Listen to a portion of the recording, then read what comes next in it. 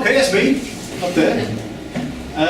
I work at the Defence Studies Department, which is not in London itself, it's in a village miles away called Shribnham, where the UK military does all its teaching and learning stuff. So it's they put it out in the middle of nowhere in the English countryside, so that military officers wouldn't have any distractions, like London. It's a distraction.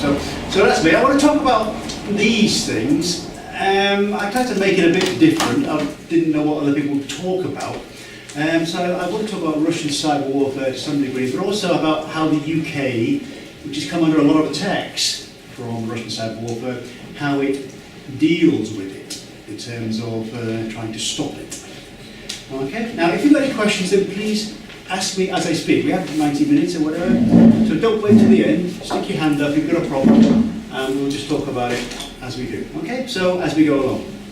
So please feel free to interrupt. Okay, so there's our aim.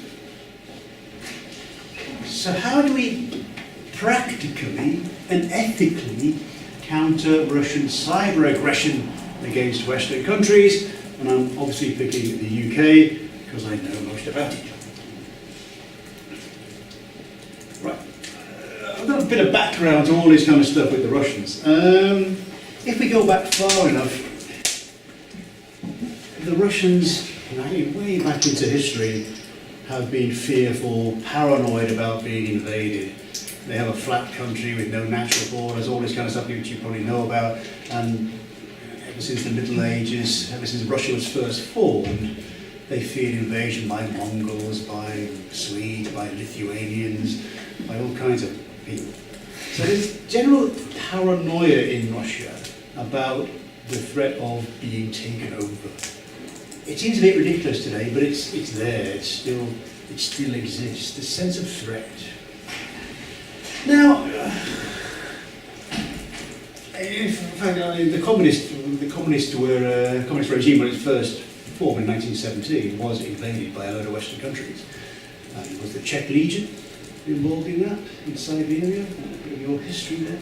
And so, looking at this traditional Soviet response, has been to have this long-term, proactive, non-kinetic, i.e. not using military violence, means of undermining any threats to it. So you weaken potential adversaries so they don't attack you. That's the basis of this whole idea. I'll expand on this as I go through. So what the Soviets used to call these things was active measures, mostly done by the KGB. I'll list them in a second. But involving also the military intelligence, the GRU, the Foreign Office, general propaganda, those kind of things. So in the Soviet period, the Soviets using these active measures to try and undermine their opponents, to weaken them so they were destabilized, so they wouldn't be a threat to the Soviet Union. It was all part of something called within active restraint. So these active measures were as part of something called active restraint of the Soviets, which means they kept doing these little non-kinetic attacks, but without going into the use of military violence.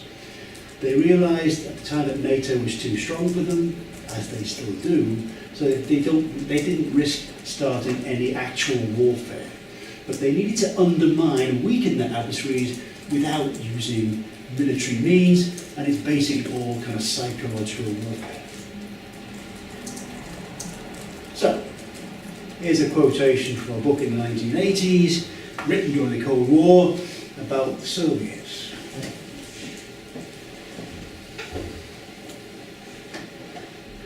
So, it's about not using military power, but using all these other measures, right, to weaken their opponents, and especially they target human weakness.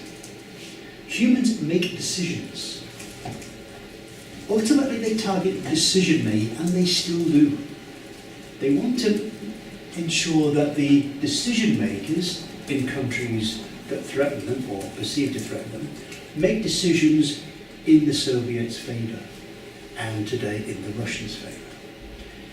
So, and here's one of the things about the Russians, they think in terms of warfare in far more psychological terms than we in the West do, especially in Britain and America. We're far more technologically focused in our military endeavours, whereas the Soviets are more psychologically kind of tuned to think about what wins warfare. They concentrate on psychology more than we do in the West. We like to use machines and guns and bombs to win our wars, whereas the Soviets struck Russians think far more about defeating your enemies psychologically. Because if you have a missile and you fire it, you get fed. Okay? But a decision must be made to fire that missile. What the Russians do is they try and alter the decision-making parameters of the person with the, in theory, the person with their finger on the trigger. And obviously they target political leaders mostly in this realm, but it goes right down to the tactical level in warfare, that you can try and influence what your opponent will do on the battlefield psychologically as well as at the very top. So it's all about, for the Soviet and for the Russians today, it's all about tackling adversaries internally, not externally. It's a better way. You don't have to invade somebody to take over a country, but if you can change the government of a country so that government is in your favour, then you made it kind of friendly towards Russia, towards the Soviet Union. Why bother invading? And we have this a lot with kind of the ideas of the Russian military today and the Russian body politic. Is about defeating adversaries from the inside, internally, not externally. You create chaos, you create destabilization, you alter the decision-making of its political leaders, of a country, and you can see how that would work. So when in the Soviet period, when these various non-kinetic measures, the active measures, as part of active restraint, when they were applied with these three. And it's very well thought about. So we have a range of measures, some military, you might have a military exercise which could intimidate countries, you might have some sort of ideas of propaganda campaigns, you're trying to alter elections. Remember the Soviets were trying to alter elections in America back in the 1980s, it's not something new in the current period. And you use a lot of combinations of measures, you're applying them all the time, and keeping the pressure on all the time. The psychological pressure, you keep it on all the time, that does affect the decision making. And you have to coordinate. It's all right having these combination of measures being applied constantly, but you have to coordinate them.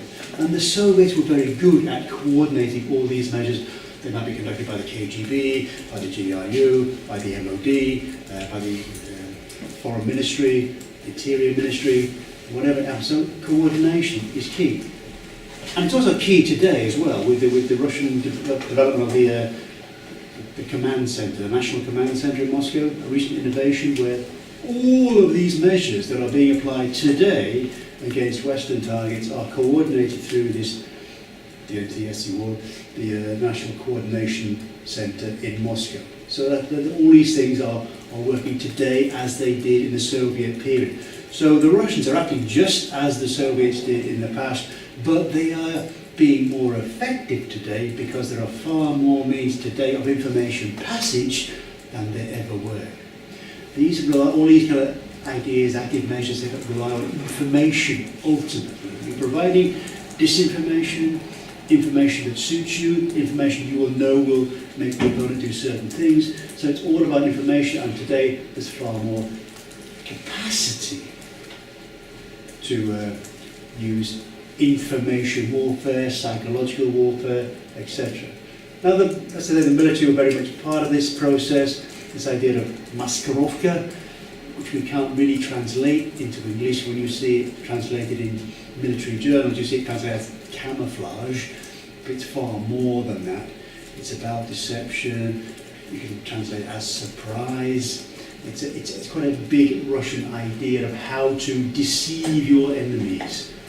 Not just deceive them by, say, hiding something with camouflage, but actually proactively trying to make them do something, and that's the next concept of reflective control, which I don't want to go into here, but it's the Russian idea of you provide information to an opponent which you know will make that opponent do this, which is you're controlling their decision making because you provide them with information which you can predict how they will behave. And it's a very much a mathematical process as well. It relies a lot of intelligence about knowing the enemy, etc., etc. But I don't want to go too much into it. But reflective control is coming back as a Russian concept because today there are so many means of conveying information to an opponent, to an adversary, to make them do certain things you want them to do. Again, the idea is non-kinetic, it's non-violent. The military in the Soviet period, as they are now, are very conscious of the fact that to make all this work, they must not initiate hostilities, they must not start a war. So they keep it below the threshold of what might be perceived as an act of war. There's a lot of military activity, as I say, military exercises. You've seen Vostok in the Far East, Russian military exercise, all kinds of things the GRU are doing, and they do a lot around the world to push the Russian interest, but also to try to destabilize, disorientate their opponents, ultimately to affect the decision making of their leaders. Yes. Isn't the main difference that the Soviets were trying to more promote the ideology, but the Russians are now just causing chaos with the ideology? It's the same things are going on, but without the ideology. The Soviets used to kind of use all their active measures to try and persuade various countries to become communist. The idea of the correlation of forces. So back in the 60s, 70s, 80s, the more countries that the Soviet Union could convert to communism, the more the correlation of forces would go in the direction of the communists. There'd be more communist countries in the world than there were capitalist. And that was the big Soviet push. And the West, the Americans, were pushing back to try and stop this idea that more and more states are becoming communist, and you fight back and make them. The big target list was Somalia. Somalia was 1 minute communist, and the Americans come in and make it capitalist. The Soviets come back and it's communist again. So those kind of things were going on. And sometimes it did lead to the Americans using wars to stop it, like in Vietnam. But the Soviets never used a war to stop that. The only time they used the war was in Afghanistan, when they feared kind of Islamic push up into the southern tier of republics. But yes, to go back to your point, to go back to my first point, it doesn't matter whether they're Soviets or Russians, they feel a sense of threat. Therefore, they're always trying to do something to undermine that threat, be they communist, or be it Soviet Union, or be it Russia.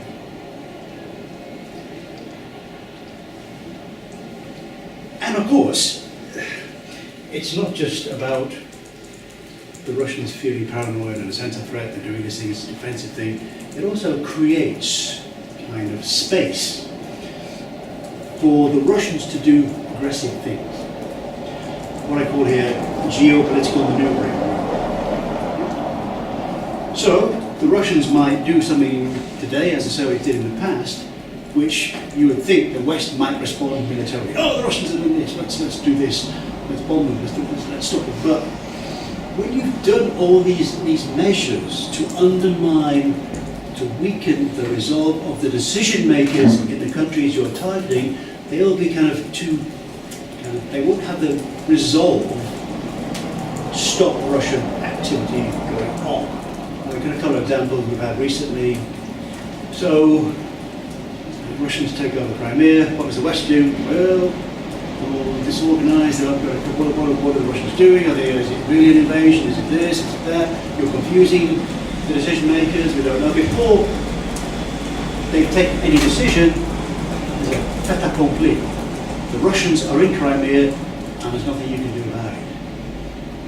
Because another aspect of all this targeting the decision making of your opponents is not just to make them make decisions in your favour, but to slow down their decision making.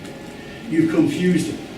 Is this? And you add all these information inputs into your opponents, and they don't know what's true anymore. They don't know what's going on. You have different green men, you have hybrid warfare, whatever you want to call it. Okay, it's all going. Ukraine, again, are the Russians invading Ukraine? Are they not invading Ukraine? What should we do about it? Well, you know, this. And there's a lack of resolution about trying to stop what the Russians are doing, as there was in the Soviet Union. The last one there is about the Arctic. What are the Russians going to do in the Arctic region? Is anybody going to stop them? Building military bases, etc., etc. And in essence, the Chinese are copying what the Russians are doing. And the Chinese in Southeast Asia, Northeast Asia, are doing things very much along the lines of the Russians do. Now, I gave you that quotation from the book earlier on, and here's we have a quotation, a bit from the Russian National Security Strategy 2009 about the concept of strategic deterrence. Now, this is whereas we tend to think of deterrence as being nuclear missiles and stuff. For the Russians, it's very much a process akin, the same as the processes during the Soviet period, where you're using lots of different means in combination, constantly, and being coordinated to affect the ability of countries and alliances like NATO to preempt and reduce the threat of destruction from the attacking state. So they're preempting. Their idea of deterrence is actually proactive, aggressive, in your face, give them information, assassinate the odd person, have a bit of Novichok, do this, do that, affect an election, okay? So it's constant drip of activity by the Russians to create, in the end, a split NATO. And it's kind of working. NATO is not speaking as one. The Nordic countries feel a threat from Russia. You're all very kind of anti-Russian, pro-military, etc.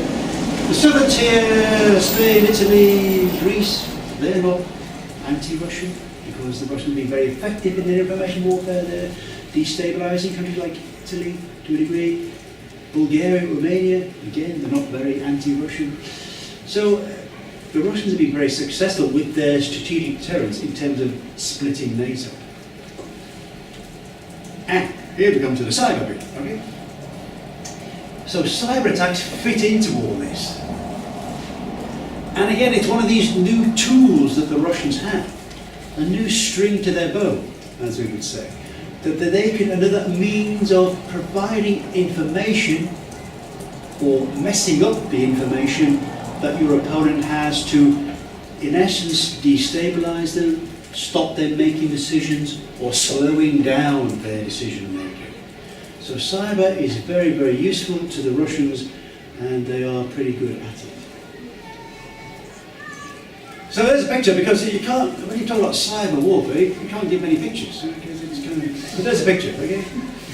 So happy? Okay.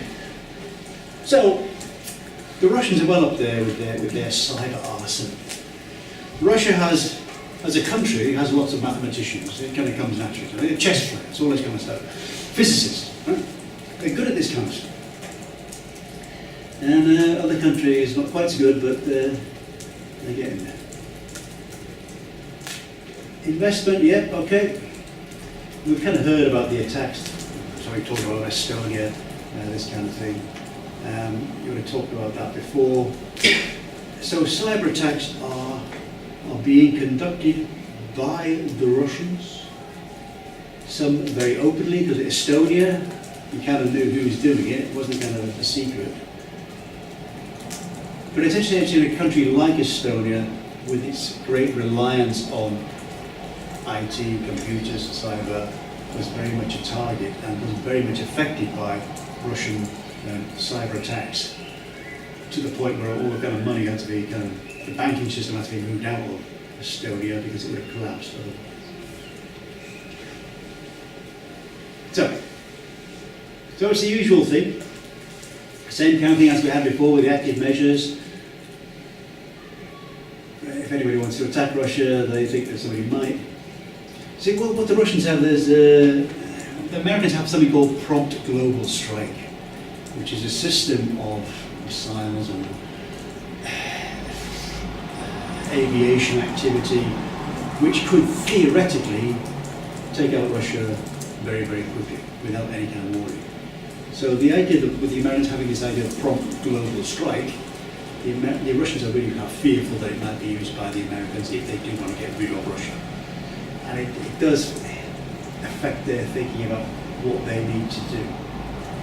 So we're talking about, yes, we're undermining the resolve of NATO to attack Russia. And also, as a secondary aspect, you're undermining the resolve to try and stop what Russia is doing on the international stage. We talked about that before. So, we're back to our combination, continuously applied in a coordinated way. As the Soviet doctrine stated, it's still going on, but it's going on in a better way. Because there are more methods available, and the ability to coordinate them has increased because of the IT helps better manage these kind of things. And I mentioned the National Command Center in Moscow, which is coordinating all these different aspects that are being applied by the Russians to the West and to certain countries in particular. There's a synergy about all this. Continuously applied, combination, coordinate, creates this wonderful, for the Russians, synergy. And it is quite clever, and they're doing it quite well.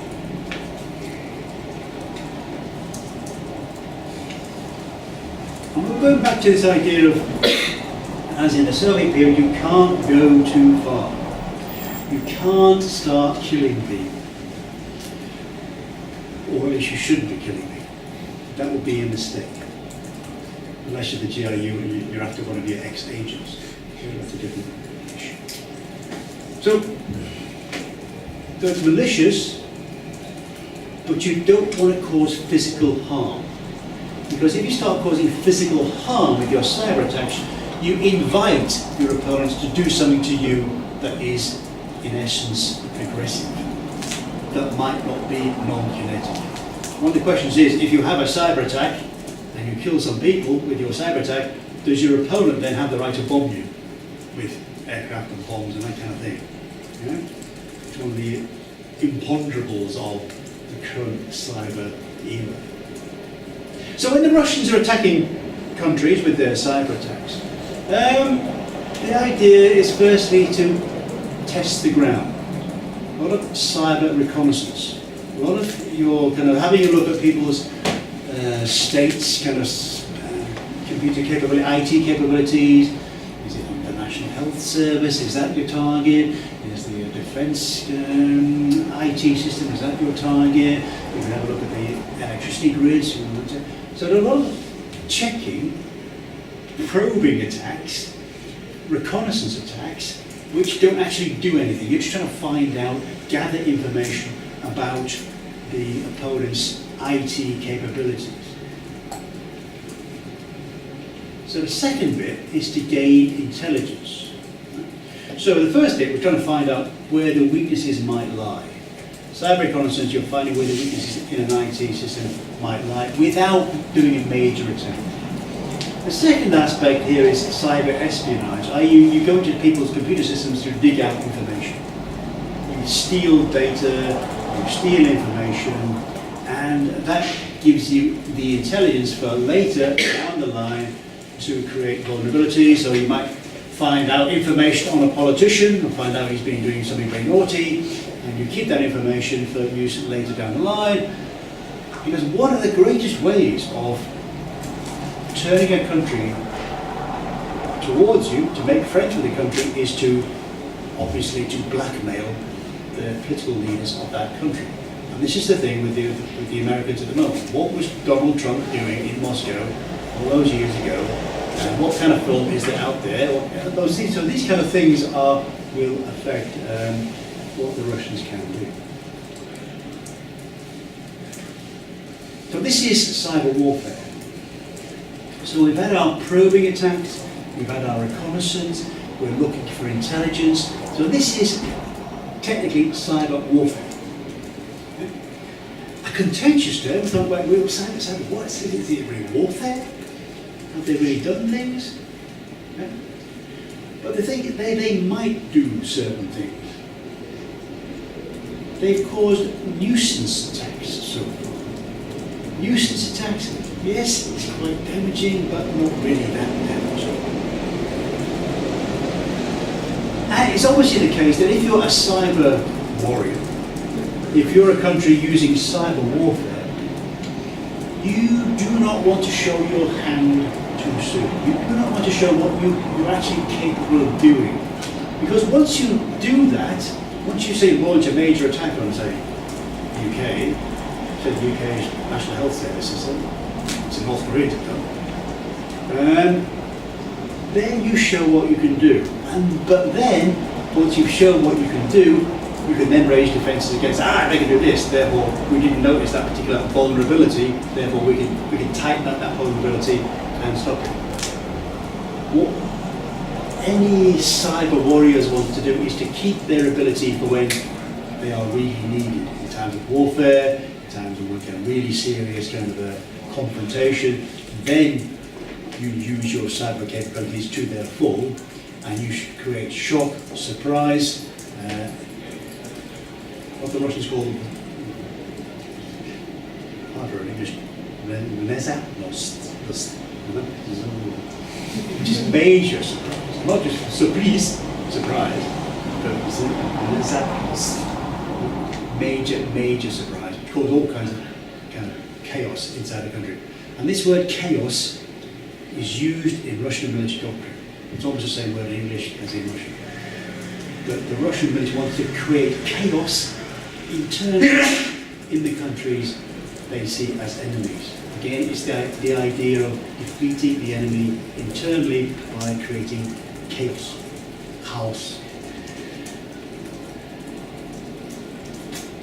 Okay, so up to now, as I've said, it's all non-kinetic, it's non-violent, it doesn't lead to any deaths, or it shouldn't do. Okay? Because the Russians don't want to push it too far and get retaliation from the countries they're attacking.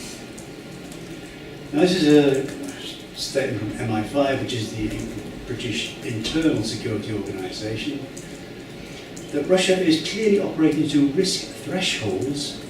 Okay, so they're doing it to the very margins.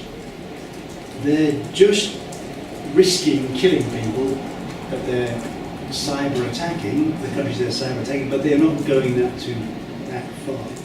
So the Russians are on the margins of the risks they are taking with their cyber warfare, which might invite retaliation.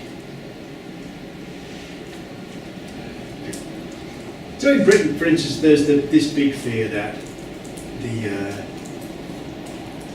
electricity grid, the power grid, would be attacked by a Russian cyber attack, much like the attack that happened in Ukraine, Western Ukraine, quite recently.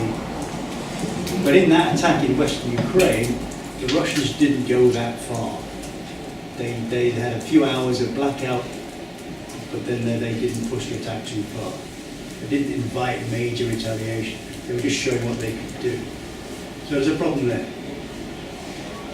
So, the UK is faced with a problem. It's being cyber attacked by the Russians, and it's what's been referred to as a deniability blanket. Because when you cyber attack somebody, you have this idea of plausible deniability. It's quite hard to prove where the attack came from. But in this case, the Russians aren't that bothered about denying the attacks. They do so, though, but everybody knows it's there. It's like saying Novichok. No, Novichok wasn't us. So the Russians deny they're doing these attacks, but not denying them too hard. Because they want to give a sense of threat, a sense of fear that might be coming from Russia. It also uses false flag operations. These obviously, will be the operation where you launch an attack and you blame somebody else.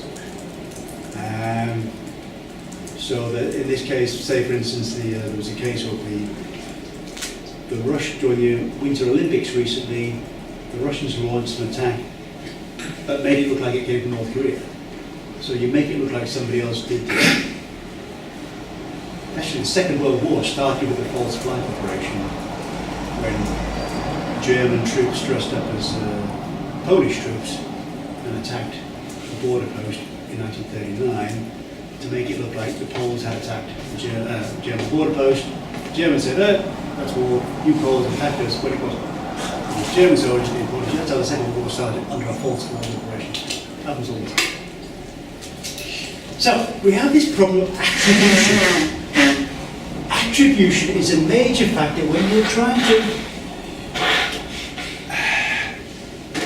create a cyber deterrence capability. To stop the cyber attacks, you have to know where they're coming from. And legally, it gets problematic. If somebody's denying they did this cyber attack, how can you then say, well, it was you? Legally, it becomes very tricky for cyber attribution.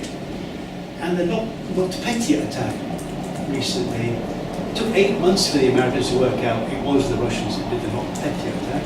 And so it takes a long time, and then you have a bit of doubt exactly where it came from. Therefore, if you don't know exactly where the attack came from, then how do you respond?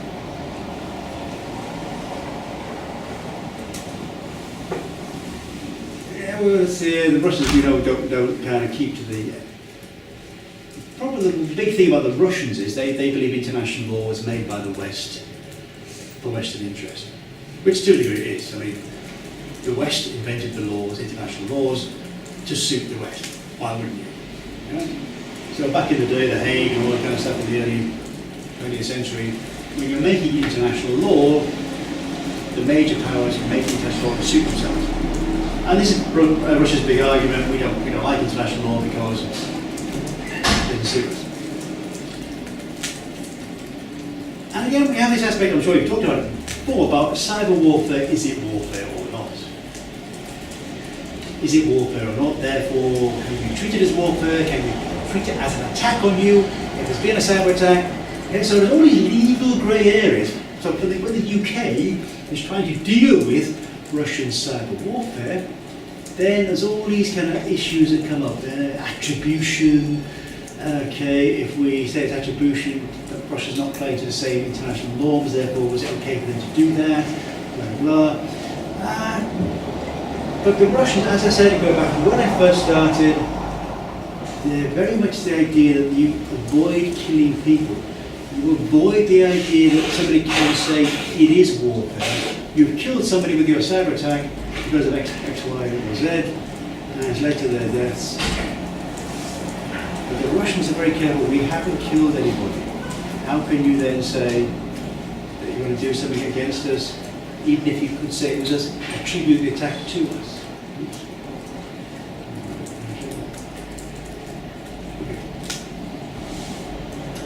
So the UK authorities have used this expression that they see the Russians as trying to cause panic and chaos in the UK by their cyber attacks. You can if you can imagine the scenarios that you can get into all kinds of cyber, all sort of IT systems, the traffic lights, the police computers, the National Health Service, the ambulance service, all kinds of things you could create chaos in the UK. Now for the UK, when he looks at all these attacks that are being conducted by the Russians against the UK government has no problem of attribution. It says it's the Russians. It says this is malicious activity, okay? Now by saying we know you Russians have done this, they say they're sending a message to Russia that we know what you're doing and you are not succeeding. And what the Russians are trying to do is succeed in what exactly? It's these attacks, these Russian attacks going back to when I first started up. Counter-attacks, general drip of attacks going on all the time to generate weakness in the state, generate a lack of resolve to decision makers, but just generally giving a sense to the British people that Russia is a threat, therefore don't mess with us. don't attack us because we can do this, this, and this. Okay, so be careful. So for the UK government, there's no problem of saying it's the Russians, even though you might not be entirely sure that it is.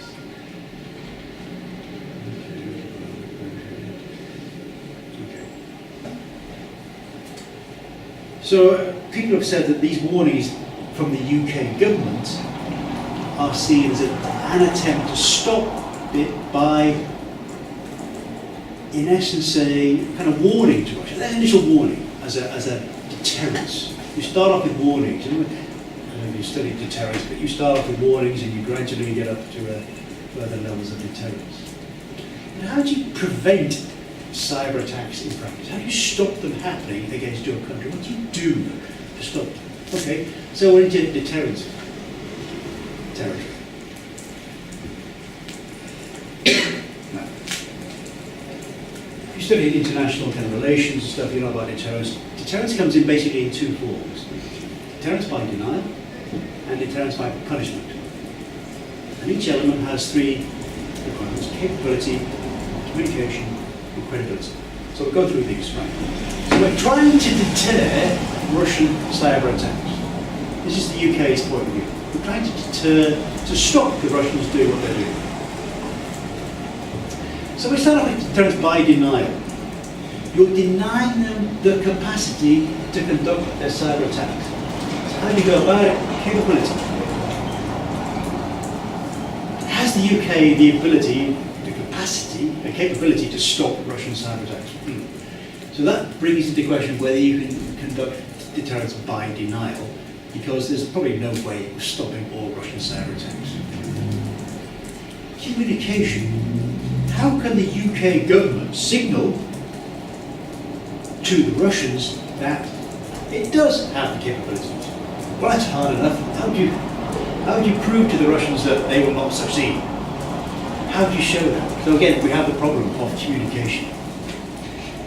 So when you take the product for the first two, you don't have credibility. So the UK can't really stop Russian cyber attacks in deterrence by denial, because all these things don't align. They don't come together. Capability, communication, and credibility. The whole idea that you can deny Russian cyber attacks is not credible.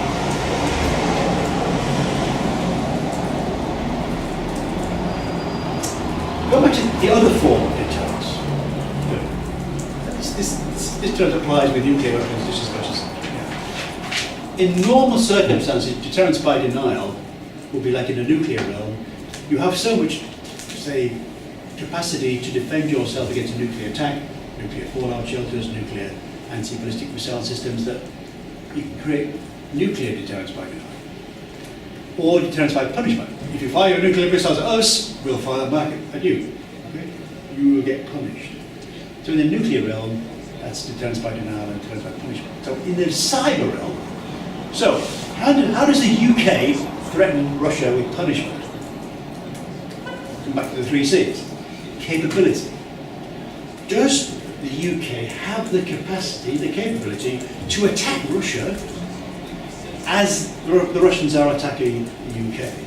Well, again, how do you prove that? How does the UK government, the UK cyber authorities, prove to the Russians that we can hurt you? Another point can be that you can deter because you don't know how much capable they are, and they don't know how much you are capable. So Yes, well, nobody knows. So yeah, you know nothing about them, yes. you know nothing about you. And Exactly. When it comes to cyber, if you have nuclear missiles, all right, nuclear deterrence, you can kind of know how many nuclear missiles they've got. Satellites, you can see them. Okay? So you show your capability of your nuclear missiles by having silos, by having them observable, etc., etc., etc. Right? So you know they've got the capability because you can see it. A nuclear missile, you can see it, or it's silo. When it comes to IT and cyber, you can't see anything. It's just the nature of the beast, as they say. Communication. So, if you, how do you signal effectively that you are willing to hurt Russia? How does a government say? Government say, right, we're going to cyber attack Russia, and we're going to do this. Well, what if it doesn't happen? What if you can't do that? And again, one of the things that cyber attacks tend to be secret. Because it makes no sense to advertise the fact that you're going to cyber attack somebody, okay, or have cyber attacked somebody, because I'll come on to this aspect later. Credibility, okay? 3 C's, okay? How can the UK signal intent to create real-world damage to Russia by using cyber attacks? So it comes back to the idea of how do you saber rattle, how do you threaten another country with cyber warfare? It's almost impossible to do that. But, very good. Can't you always just do it, or like give some signal of, retaliate in kind? If we're coming out to retaliation, you've got the magic word there. Right, so these, you can saber rattle, you can, like Russia can have military exercise, saber rattling. You can see everything happening, they're very dynamic, very aggressive. Putin can say, we've got this new missile, this new rocket that's going to be X fast, and all this kind of stuff to avoid missile defenses. So you can do that quite easily with normal military equipment. You can saber rattle with it. How do you saber rattle? Because saber rattling is useful as a tool of leverage against your opponents. But how useful is it when it comes to the cyber world? It becomes very tricky. Okay. So now we come to the ethics, all right? We talked about the possibilities, credibility, all that. Now we talk about ethics. Remember, Russia isn't really bound by ethics, because ethics were made by the West, right? It's your laws, your ethics. Well, why should we bother with that? Okay? It's your way of imposing your will on us. We don't like it. So. But we are bound by ethical constructs in the West. So all this stuff about international law, and I'm sure you've heard this stuff about international law about cyber warfare, it's inchoate. It's not quite formed yet. We have the Tallinn Manual, which you may have heard about, which kind of sets out all the kind of, but again, the Tallinn Manual is, well, if you think about it, Tallinn Manual set by the West, in Estonia, of all places, having been massively attacked by the Russians. What kind of Tallinn Manual is it going to be? Is it going to be pro-Russian? Oh, no. It's going to suit the West. So the Russians again say, well, you've got all this law, the Tallinn Manual, but it suits you guys, because it's designed to stop us, the Russians, doing what we feel is necessary to defend our country. And again, the Russians always come back to this idea that, okay, we might be doing certain things, but it's just to defend our country. Believe that? Retaliation. Retaliation is illegal under international law. You cannot retaliate. So even though UK officials have used this, well, we are going to retaliate against the Russians, no, have you thought about this? Because in essence, if something does something illegal to you, like a cyber attack, and you say you're going to do the same thing to them, it's still illegal. It doesn't make it legal because you do the same thing. That's retaliation. If you look at international law, retaliation is illegal. You can't attack like with like. Okay? So the word retribution is used as well. Retribution sometimes, not quite the same level as retaliation. Retribution is a bit lower. It's still kind of illegal. Prevention, maybe? Prevention, yes, because that implies you're not really doing anything. That's defensive. You can be defensive as you like, but once you start being aggressive yourself, you get into all kinds of legal territory. You're bound by ethics. And there's been all kinds of problems when it comes to what we do. And attribution is still an issue. You have to be exactly sure where the attack came from for you then to kind of attack the opponent in the same way. But if attribution is still such an issue, then you could just, like Russia does something, you know that it was Russia, but you can't prove it. So UK could attack Russia with a cyber attack, and Russia would know that it was UK, but UK would just say that it wasn't us. So it Well, would, yes, but the UK would know it was us. And that's where the ethics come in. Because when you have a rule-driven state like the UK can't go underhand, because the people who did it would get into trouble. Because somebody would know. somebody, say, wherever it came from, GCHQ or some sort of administrative, they'd know where it came from. And somebody working in the US would say, well, we should have done that. It's sent it to the newspapers. In a rule government state like the UK, like the US. Now, I want to talk about this, about the UK. The UK, in essence, feels it can retaliate against Russian cyber warfare. The Americans said that was impossible until very recently. Until about 3 weeks ago, the Americans Trump changed the whole idea of what the American cyber warfare people could do by saying, yes, we can retaliate, which was news to the US cyber community. Because the UK was talking very aggressively about attacks against Russia, but the Americans couldn't do that because their cyber warfare laws were kind of very strict, whereas the UK is a bit more kind of loose. But the Americans are now on the same level as the UK, saying we can do this to the Russians as well. So that's changed very recently. So we have our ethical constraints. But what if the British did attack on, say, the Russian energy grid, and it's in the middle of winter? How many people would die, old people in a Russian winter, if you cut off somebody's electricity? Yeah? Not just heating, but things like lifts. And if lifts don't work, how do people get to the top of their flats here? Cliffs or wherever it must be.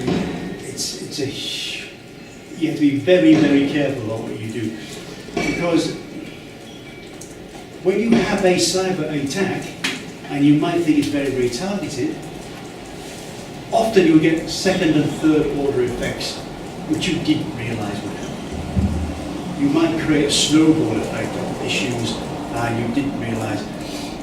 Because you might launch attacks which have a long-lasting effect. Long-lasting effect is illegal under international law. You cannot, even in the middle of warfare, conduct an operation that has a long-lasting effect. This is why dams, water dams, that you can't bomb under international law, because if the dam breaks because you bombed it, you have long-lasting effects.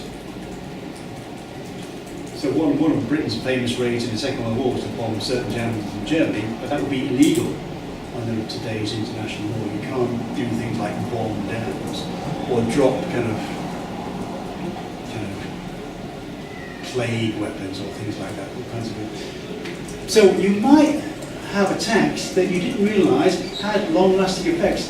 That again would be illegal.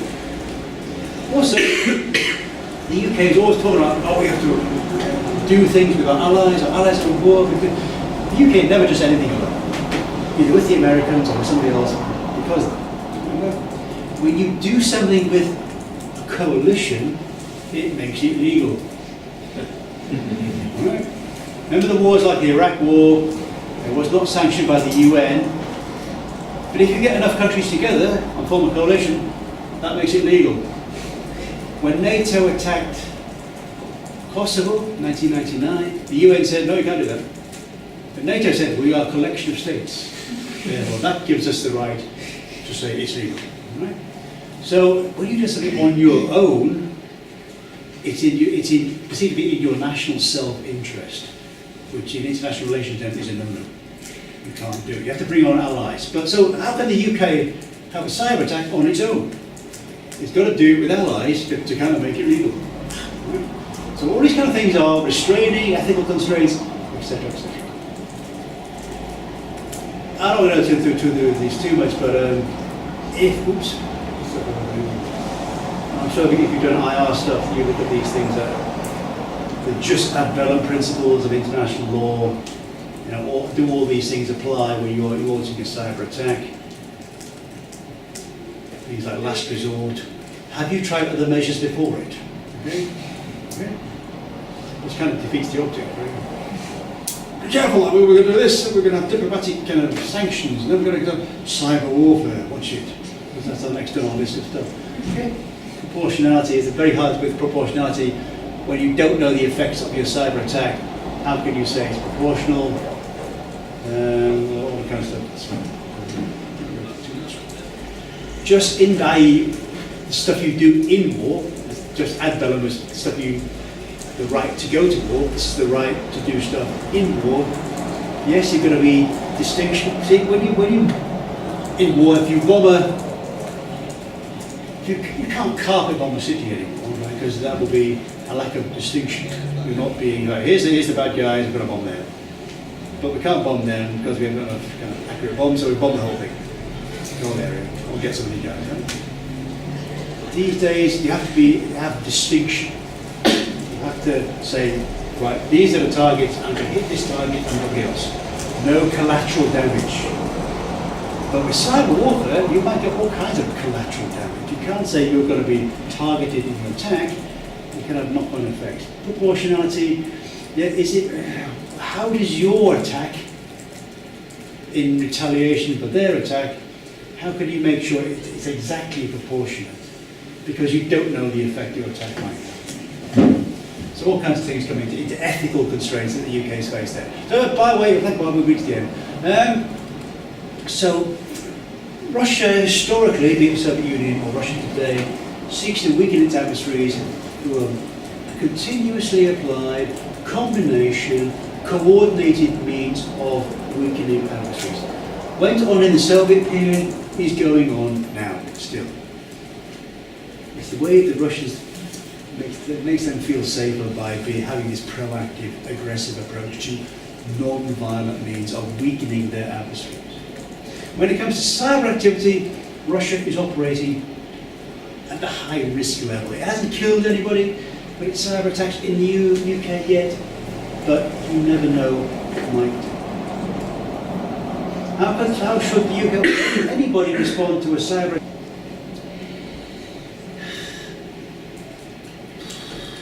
In what way can it attack? What can it do? What could it target? All kinds of things come up in there. And so it comes back to the final point here is, when it comes to deterrence in the cyber world, in the cyber warfare world, how is it supposed to work? Right? We have deterrence, we've had warfare for God knows how many millions of years, and we've had, as long as warfare has been going on, we've had deterrence. The caveman under attack on the tribe opposite, they get a spear.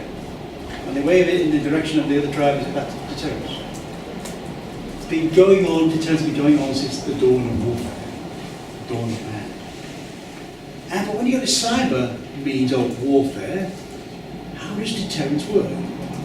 Can it work? So it brings into play all kinds of aspects. When you have something new like cyber warfare, how do you deal with it? And when it's being conducted by the Russians against the West, what exactly do you do? And it could be anybody, China against America, etc. What do you do? How can you stop it happening? How can you deter it without breaking international law and being the bad guys yourself? Okay.